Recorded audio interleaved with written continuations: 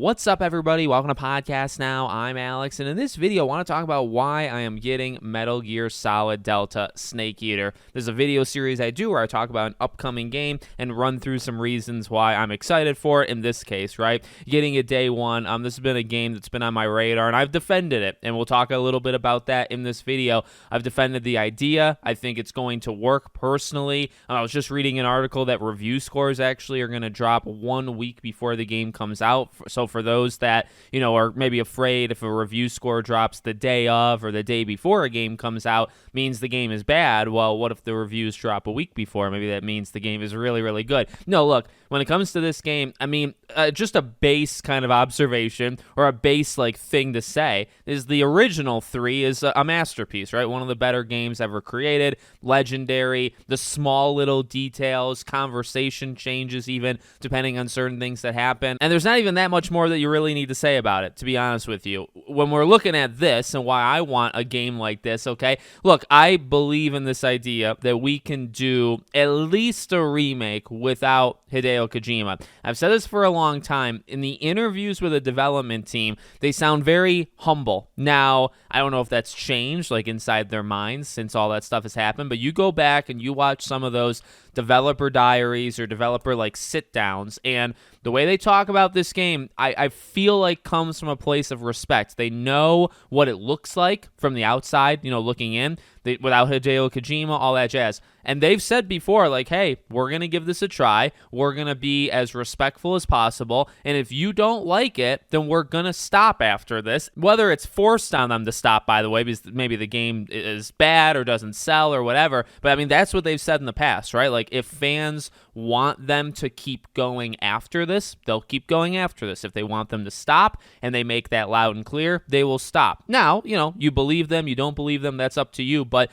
from everything I've seen for years at this point now, on this game, there was an IGN preview, okay, 11 months ago, almost a year ago. And if you remember the IGN preview from a year ago, it was heavily disliked because, they talk about, okay, they make some changes here and there, and then a lot of the stuff stays the same, and we're not a big fan of things staying the same. And it's well, when it's a remake and when it's everything I just said about it, don't you kind of want it to stay the same? Look, this is not rocket science. With a game like this, and we just did this with Silent Hill 2, okay? When you remake a legendary game and a game that's kind of in a weird spot, right? We don't know how a brand new Metal Gear game would go without Kojima, right? It probably wouldn't go all that well. The last Metal Gear game from, 2018 was not received well.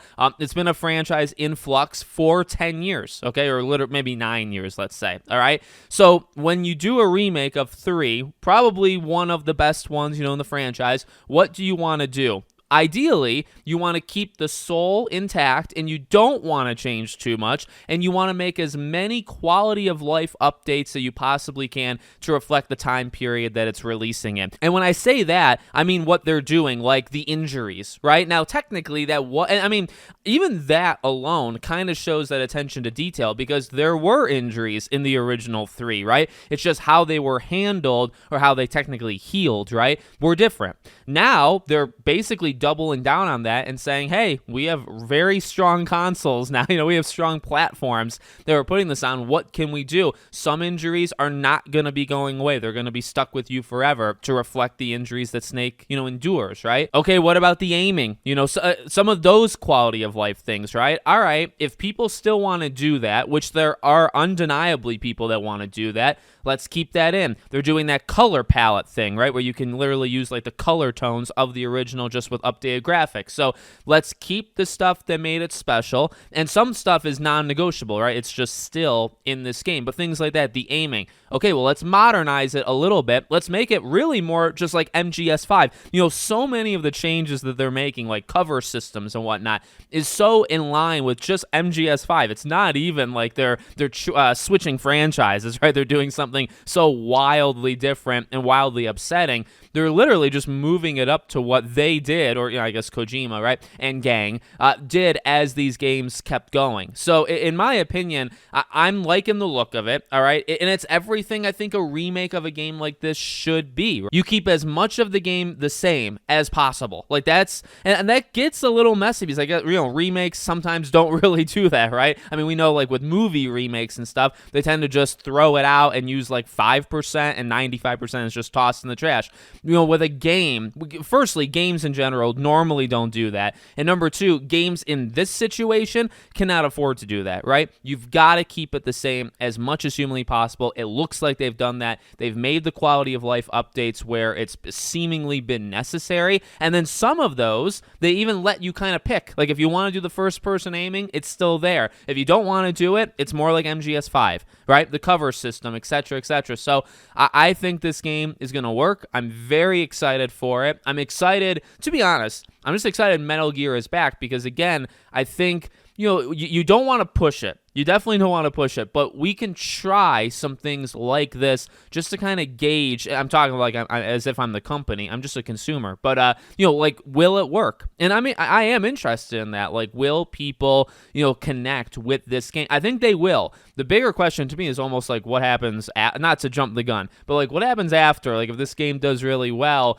do they just try to remake another one, or do they get a chance to make like a main installment game? That gets a lot more messy, I think, with like the fandom. So, I mean, one at a time. I think this game is going to work. I've been excited for it for a long time. I've always really been on its side. I hope it doesn't let me down, but I don't know. I got to follow my gut. My gut told me, especially after Silent Hill 2, that I just feel they got this, okay? I wanted Silent Hill back. We got Silent Hill back, and it seems like it's on a good road. Metal Gear is just starting. Castlevania, can we please get Symphony of the Night remake? Please, please, please. But I really think they're doing the job they need to do and doing it carefully. Because you got, I mean, all three, really all three. Silent Hill 2, you had to do that carefully, to a degree, because it's roughly the same thing. Like Team Silent, I mean, they're dissolved, right? They're all over the place now. And that's not the team that may, I mean, yes, there's some things that make a return, but Silent Hill 2 proved, you take your time, you do it the right way. And they expand, by the way,